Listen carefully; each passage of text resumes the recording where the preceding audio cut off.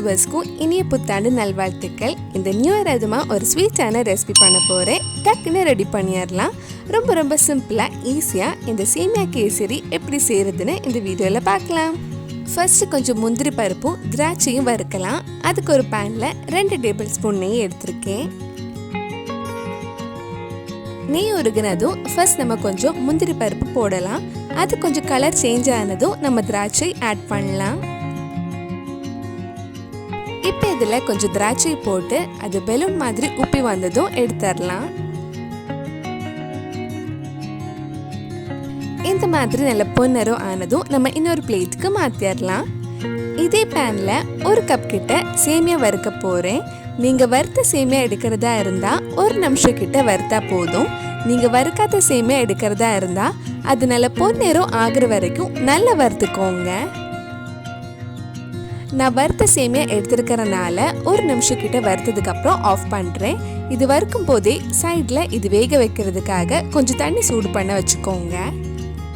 கேசரிக்கு நல்ல கலர் கிடைக்கிறதுக்காக கொஞ்சம் தண்ணி சூடானதும் கொஞ்சமாக குங்குமப்பூ ஆட் பண்ணுறேன். உங்களுக்கு வேணும்னா ஃபுட் கலர் கூட ஆட் பண்ணிக்கலாம். நீங்கள் எவ்வளோ சேமியா எடுக்கிறீங்களோ அதுக்கு டபுளாக தண்ணி எடுத்துக்கோங்க.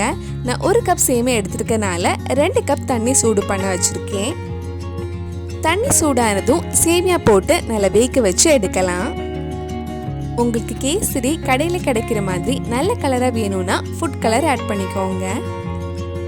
இப்போ தண்ணியெல்லாம் வற்றி சேமியா நல்லா வெந்திருக்கு. இனி இதில் சுகர் ஆட் பண்ண போகிறேன். உங்களுக்கு எவ்வளோ இனிப்பு வேணுமோ அதுக்கேற்ற மாதிரி சுகர் ஆட் பண்ணிக்கோங்க.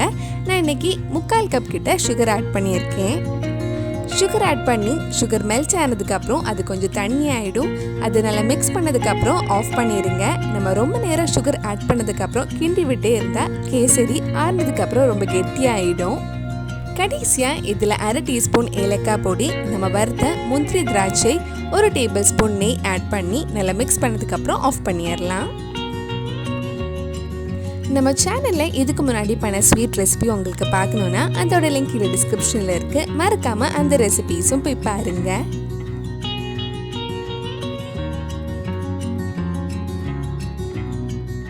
ரொம்ப ரொம்ப சுவையான சேமியா கேசரி ரெடி ஆயிடுச்சு. இது பண்ணுறதுக்கு ரொம்ப டைம் ஆகாது. டக்குன்னு ரெடி பண்ணிடலாம். கண்டிப்பாக நீங்களும் இந்த ரெசிபி உங்கள் வீட்டில் செஞ்சு பாருங்கள். பிடிச்சிருந்தா இந்த வீடியோவை லைக் பண்ணுங்கள். உங்கள் ஃப்ரெண்ட்ஸ் அண்ட் ஃபேமிலிக்கு ஷேர் பண்ணுங்கள்.